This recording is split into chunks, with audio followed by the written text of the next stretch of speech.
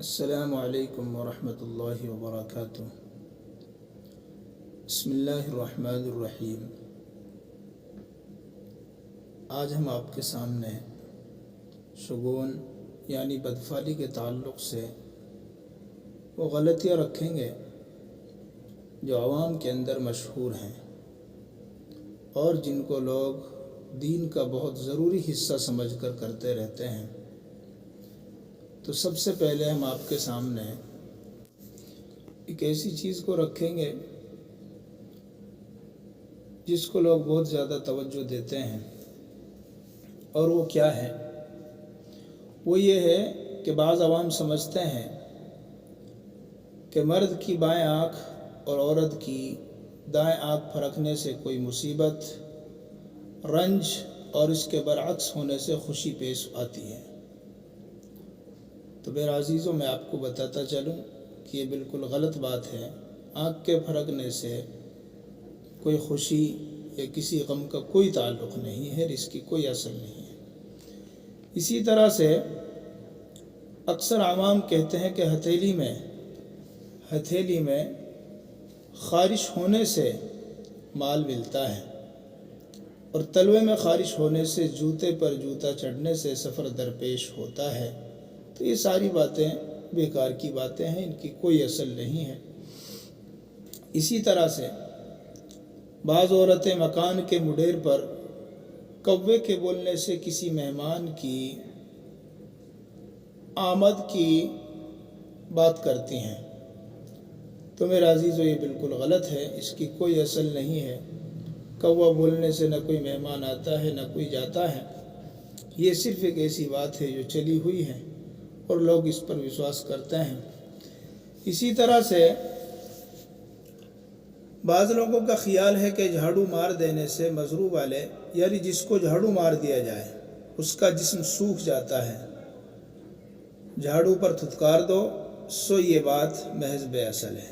اگر تھتکارا نہیں ہے تو جس کو جھاڑو ماری گئی ہے وہ سوکھ جاتا ہے، دبلا ہو جاتا ہے۔ اسی طرح سے مشہور ہے کہ شام کے وقت مرغا اذان دے تو اس کو فوراً ذبح کرو، کیونکہ یہ اچھا نہیں ہے، سو اس کی بھی کوئی اصل نہیں ہے۔ شام میں دے یا صبح میں دے، اس سے بدفعلی نکالنا یہ غلط ہے۔ اسی طرح سے دستور ہے کہ جب کوئی کہیں جا رہا ہو اور کوئی چھینک دیوے تو جانے والا واپس چلا آتا ہے اور کہتا ہے کہ اب کام نہیں ہوگا۔ یہ بات بھی میرا عزیز و غلط ہے۔ کسی کے چھینکنے سے ہمارے کام بننے اور بگڑنے والے نہیں ہیں۔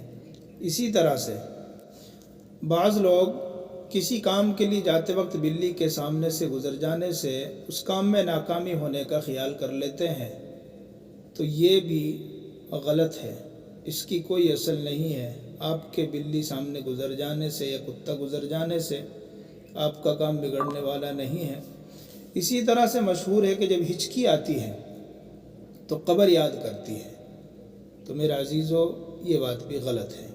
اسی طرح سے بہت سے دکانداروں کو صبح صبح دیکھا گیا ہے جو ادھار دینے سے منع کرتے ہیں اور کہتے ہیں اگر شروع میں ہی ادھار دے دیا گیا تو شام تک کے دکان اچھی نہیں چلے گی، ہمارا سامان ادھار ہی فروخت ہوگا، اس لیے وہ ادھار دینے کو غلط سمجھتے ہیں۔ تو صبح یا شام میں ادھار دینے سے دکانداری پر کوئی اثر نہیں پڑتا ہے۔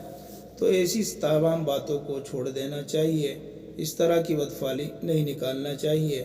اسی طرح سے مشہور ہے کہ جس گھر میں مکڑی کے جالے پیدا ہو جاتے ہیں تو اس گھر والے مقروض ہو جاتے ہیں، یعنی ان کے اوپر قرضہ ہو جاتا ہے۔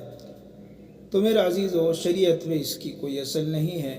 ہاں، البتہ یہ بات ضرور ہے کہ گھر کو مکڑی کے جالوں وغیرہ سے صاف رکھنا شرعاً محبوب ہے، اچھی بات ہے۔